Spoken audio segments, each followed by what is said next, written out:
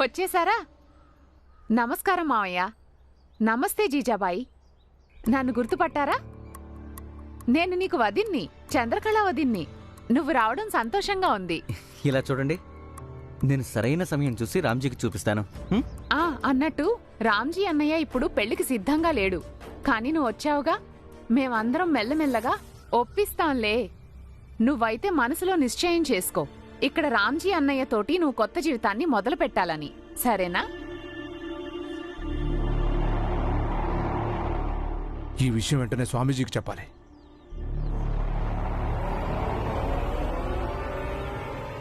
స్వామీజీ, కొంప మునిగిపోయింది స్వామీజీ. స్వామీజీ, అనర్థం జరిగిపోయింది. ఏమైంది? ఎందుకు అలా అరుస్తున్నావు? స్వామీజీ, ఆ పురంజన్ ఒక విధవరాలను తీసుకొచ్చాడు. ఆ విధవరాలతోటి రామ్జీకి పెళ్లి చేయాలనుకుంటున్నారు.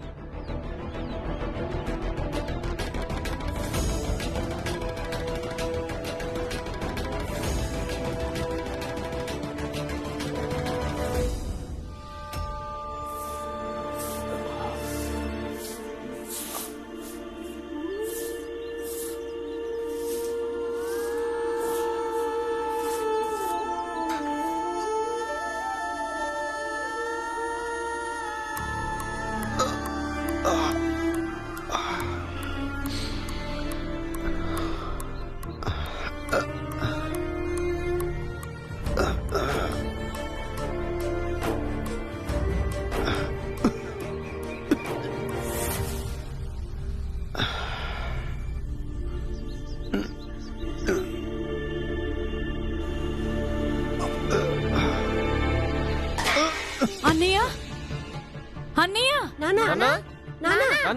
నాన్న, ఆనంద్ పట్టు త్వరగా. నాన్న, అన్నయ్య.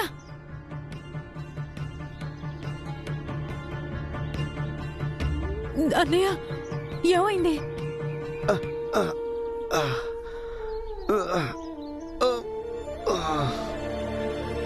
మంజులా, తులసి, ఒక పని చేయండి. పెరట్లో ఇంటి పక్కన ఒక చెట్టు ఉంది. ఆ చెట్టు ఆకులు తీసుకొచ్చి వాటిని మెత్తగా నూరి పసరు తీయండి. తొందరగా వెళ్ళండి. చంపా, ఆ రామ్జీ మన చెయ్యి జారిపోకుండా నువ్వే ఏదో ఒకటి చెయ్యి. ఇది ఆలోచించే సమయం కాదు. సేటు గారు చాలా సరిగ్గా చెప్పారు. ఏదో ఒకటి చేయాలి, లేకపోతే నిజంగానే ఈ అవకాశం చేయి జారిపోతుంది. చంపా, ఏం చేసినా తొందరగా చెయ్యి, లేకపోతే చేప జారిపోతుంది.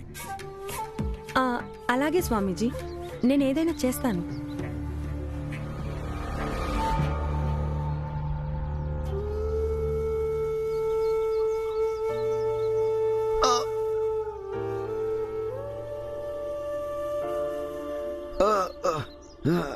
అన్నయ్య, నొప్పి తగ్గిందా? బానే ఉంది. మీరందరూ పళ్ళు తోముకోండి. అప్పటిలోగా నేను అందరికి టీ పెట్టి తీసుకొస్తాను. నాన్న, పడుకోనికి నడుము నొప్పిగా ఉందిగా. లేదు బాబు, నాకంత నొప్పిగా లేదు, తగ్గిపోయింది. మీరు వెళ్ళండి. లేదు నాన్న. వెళ్ళమన్నానుగా, వెళ్ళండి. నాన్న,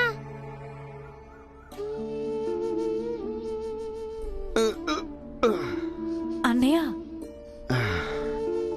నొప్పి ఉంది కదూ?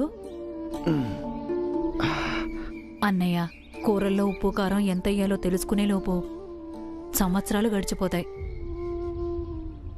నీకు ఇంటి పనులు చేయడం కూడా అస్సలు అలవాట్లేదు. కొత్తగా ఇంటి పనులు చేయడం వల్ల ఒళ్ళు నొప్పులు, నడువు నొప్పి మొదలయ్యాయి. అందుకే చెప్తున్నాను, ప్రశాంతంగా ఆలోచించు. ఇప్పుడు ఈ ఇంటికి ఆడమనిషి అవసరం చాలా ఉంది. మొట్టమొదట ఆమె మన పిల్లలకి తల్లి, తర్వాతే ఈ ఇంటికి ఇల్లాలు. దయచేసి ఒప్పుకో అన్నయ్య. తర్వాత మీరా మళ్ళీ అదే గోల. ఈ ఉప్పు కారం వేయటం, ఇల్లు ఊడవటం నేను నేర్చుకుంటాను. దానికోసం పెళ్లి చేసుకోవాల్సిన అవసరం ఏం లేదు. సరే, ప్రస్తుతం నేను పిల్లల కోసం టీ పెడతాను.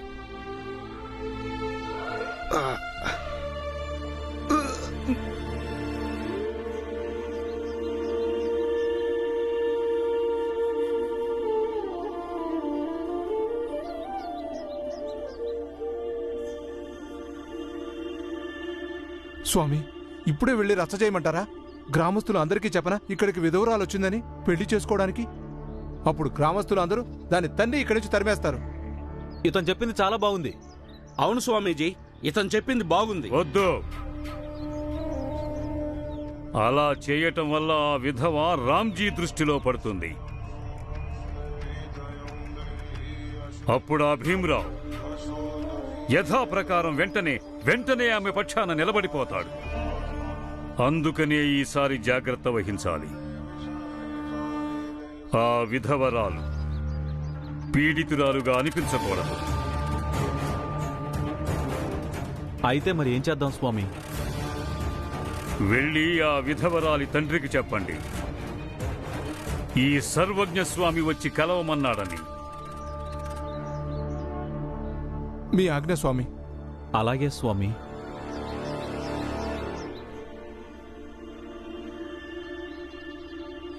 సరే అయితే నేను పనికి వెళ్తున్నాను. పెందలకడే వచ్చేస్తాను. బాబు భీం, నేను వెళ్ళొస్తాను. ఆగు నాన్న, ఆగు. ఇది తీసుకో. ఏముంది దీనిలో? ఇందులో ఔషధం ఉంది. బాగా నొప్పిగా ఉంటే తప్పకుండా రాసుకో. ఇంకా వంటింటి చిట్కాలతో అనారోగ్యంగా ఉన్నప్పుడు తినడానికి అమ్మ వంటలు చేసేదిగా, అవి కూడా ఉన్నాయి. తినండి నాన్న. అసలు వీటన్నిటికన్నా మంచిది నువ్వు విశ్రాంతి తీసుకోవడం. కానీ నాకు బాగా తెలుసు నువ్వు పని మానవని, కాబట్టి నువ్వు వెళ్ళు. కానీ నీ ఆరోగ్యం జాగ్రత్త నాన్న. ఎందుకంటే అమ్మ పోయిన తర్వాత మా అన్నదమ్ముల అక్క చెల్లెళ్ళందరికీ నువ్వు ఒక్కడివే పెద్ద దిక్కు.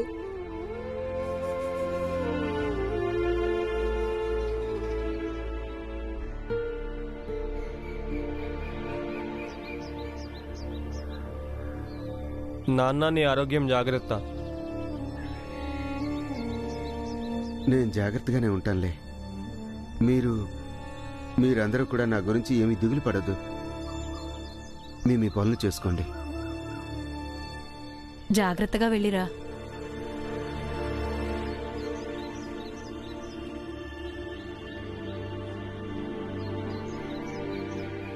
అదిగో అక్కడున్నాడే, అతనే మన రామ్జీ. మన జాతిలో మేలిమి వజ్రం. మీకు విషయం చెప్పనా? రామ్జీనే మా అందరికీ అణిచివేతలకి దౌర్జన్యాలకి వ్యతిరేకంగా పోరాటం నేర్పించాడు. చూడటానికి మంచి వ్యక్తిలా, బాధ్యత గల మనిషిలా అనిపిస్తున్నాడు. పురంజన్, నాకు ఈ సంబంధం ఇష్టమే.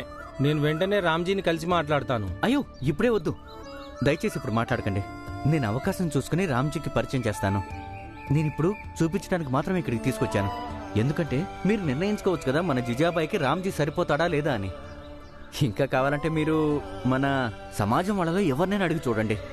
మా రామ్జీ ఎంత మంచివాడో మీకే చెప్తారు. నేను అర్థం చేసుకోగలను. నీ ఆలోచన అంతా ఆ ఇంట్లో ఉన్న 5 పిల్లల గురించేగా. కానీ ఏంటంటే ఒక్కసారి పెళ్ళైపోతే అప్పుడు భార్యాభర్తల బంధమే ప్రాధాన్యం అవుతుంది. చూడు జీజాబాయ్, ఇంతకంటే మంచి సంబంధం దొరకదు.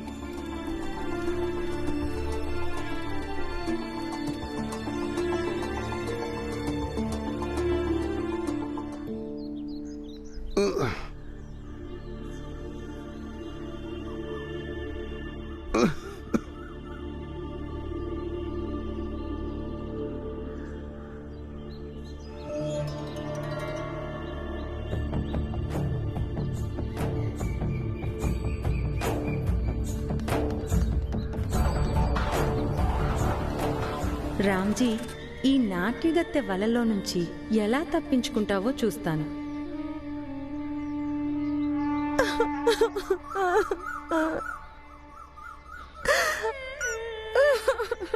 అరే, ఏమైంది? ఎందుకు ఏడుస్తున్నావు? అసలు ఏమైంది? ఎందుకు ఏడుస్తున్నావు?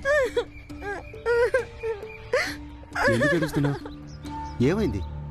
మా పిన్ని బాబాయ్ వాళ్ళకి నేను ఇక్కడ ఉన్నట్టు తెలిసిపోయింది. ఒకరితో సందేశం పంపించారు. సాయంత్రం కల్లా నేను పని వదిలేసి తిరిగి వాళ్ళ దగ్గరికి వచ్చేయాలని.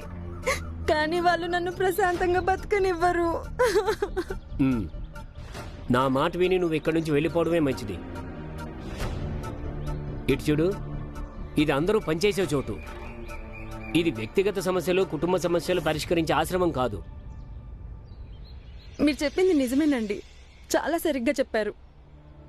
నాకేదైనా సమస్య వస్తే ఎవరికేం బాధ ఉంటుంది? అయినా ఎందుకుంటుందిలేండి, నేను ఆడదాన్ని కదా. ఒంటరి ఆడది కాలానికి వ్యతిరేకంగా ఎంతని పోరాడుతుంది. అదేమీ కాదు. చూడు, నువ్వు ఒంటరిదానివి కాదు. మీ పిన్ని బాబాయ్లతో నేను మాట్లాడతాను. వాళ్ళు వినకపోతే అప్పుడు మనం పోలీస్ కెప్టెన్ దగ్గరికి వెళ్దాం. అలా ఎలా బలవంతం చేస్తారు? ఇదిగో రామ్జీ, నీకు చిన్న సందు దొరికితే చాలు నువ్వు వెంటనే అన్నింటిలో దూరిపోతూ ఉంటావు. ఆడవాళ్ళ వ్యవహారాల్లో తలెందుకు దూరుస్తున్నావు? ఆడవాళ్ళ జీవితం కూడా జీవితమేగా. రామ్జీ, మీరు నాతో పాటు వచ్చి మా పిన్ని బాబాయ్లతో మాట్లాడతారా? మీరు వాళ్ళని ఒప్పించగలిగితే నాకు మేలు చేసిన వారవుతారు.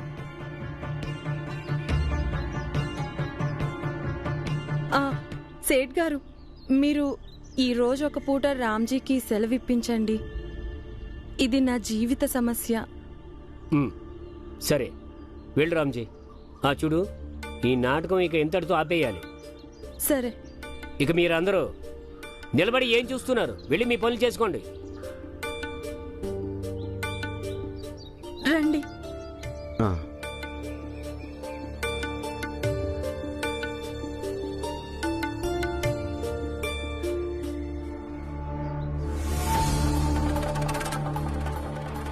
సేట్ గారు, చంప ఎలా చెప్పిందో అలాగే చేసింది. దీన్ని బట్టి చూస్తే మధ్యదారిలోనే మన పని పూర్తి అయ్యేటట్టుంది. అది ఎలాగోలా మన పని పూర్తి చేస్తే చాలు మంగేష్. పద, వాళ్ళ వెనకాల వెళ్దాం. అమ్మా. నమస్తే అక్క. నమస్తే. ఇదిగో ఈమె గురించే నేను మీకు చెప్పింది. కూర్చో.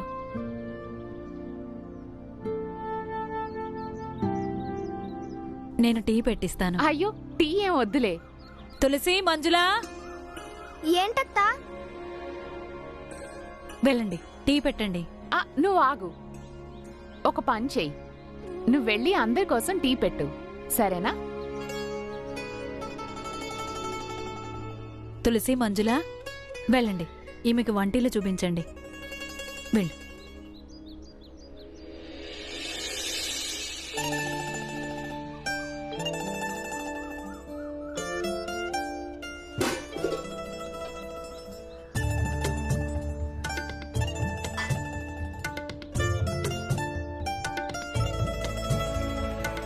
ముందు పిల్లలతో బాగా కలిసిపోయిందంటే అప్పుడు రామ్జీ అన్నయ్యను ఒప్పించడం సులువు అవుతుంది.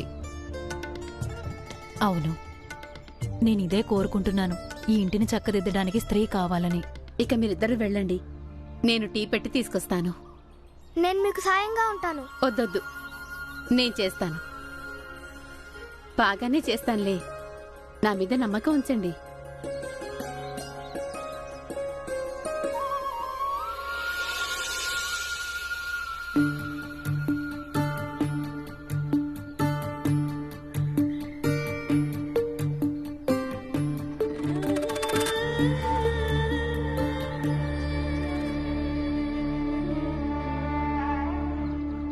రామ్జీ, రామ్జీ,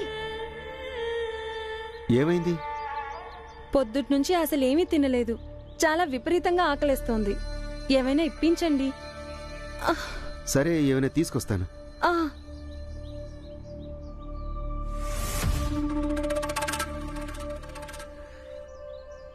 చూడండి, మరమరాలు ఎంత? ఒక్క అన్నా. 2 అన్నాలకు ఇవ్వండి.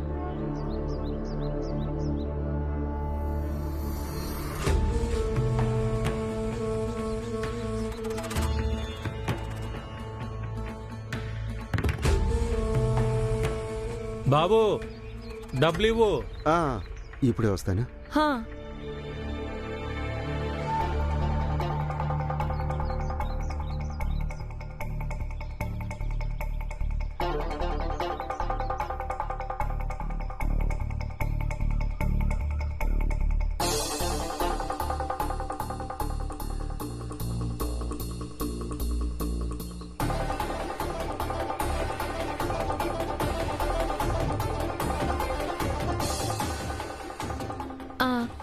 మీరు కూడా తినండి.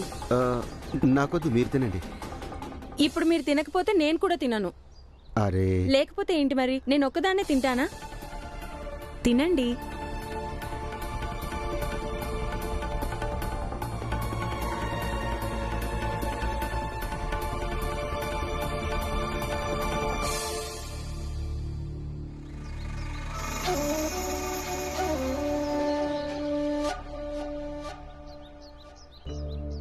భగవంతుడా, ఇప్పుడు ఎలా ఉంది అత్త? బానే ఉంది. నమస్తే పిన్ని. నమస్తే పిన్ని. చల్లగా ఉండు.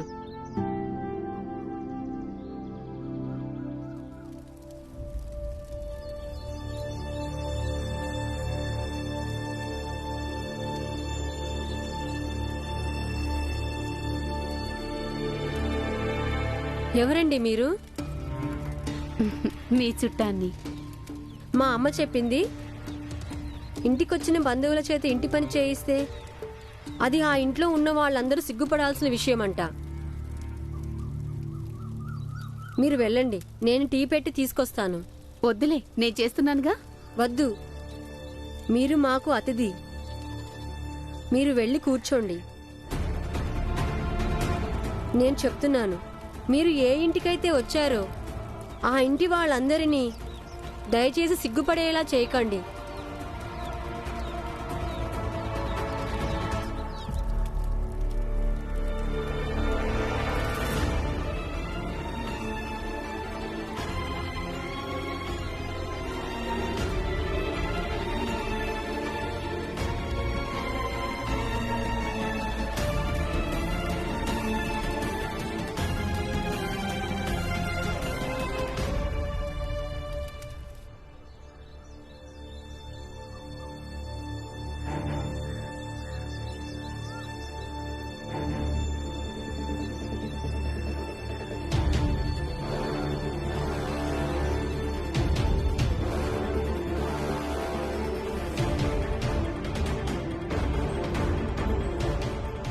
అయ్యో రామ్జీ,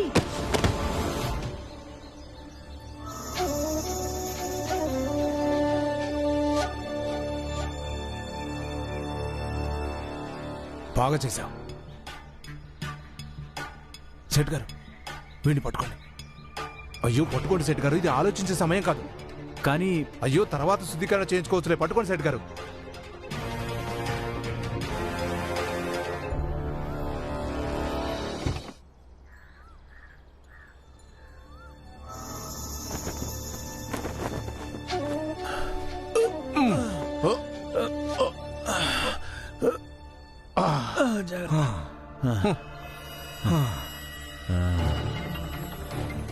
చంపా, ఇప్పుడు చూపించు నీ సత్తా ఏంటో. చంపా, గుర్తుందిగా, పని పూర్తయిన తర్వాత ఇంకా ఎక్కువ వస్తుంది. పదండి సెట్ గారు.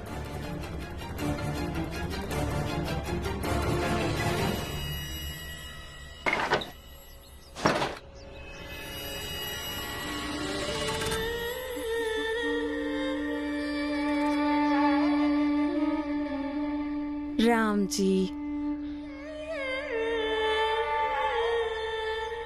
నువ్వు నా వలలో పూర్తిగా ఇరుక్కుపోయావు. ఇప్పుడు ఎప్పుడైతే నువ్వు స్పృహలోకి వస్తావో నీకు దిమ్మ తిరిగిపోతుంది. అప్పుడు గత్యంతరం లేక నువ్వు నన్ను పెళ్లి చేసుకుంటావు. చెప్పాలంటే నేను తులసి ఇద్దరం కూడా వంట చేయగలము. అమ్మ అన్ని నేర్పించింది మాకు. కానీ మా నాన్న మమ్మల్ని చేయనివ్వడు. అక్క, అమ్మ ఇది కూడా నేర్పించిందిగా, ఇంటికొచ్చిన అతిథులతో పని చేయించకూడదని. పైగా ఈమె ప్రతిరోజు మన ఇంటికైతే రాదుగా. అయినా టీ అయితే నేను ఆనందన్నయ్య కూడా చేయగలము. మరి మీరు ఈమెని వంటింట్లో ఎందుకని పని చేయనిచ్చారు? ఒకవేళ ఇది నాన్నకి తెలిసిందనుకో, అప్పుడు ఆయనకి కూడా ఈ విషయం నచ్చదు. అందరికీ టీ ఇవ్వు.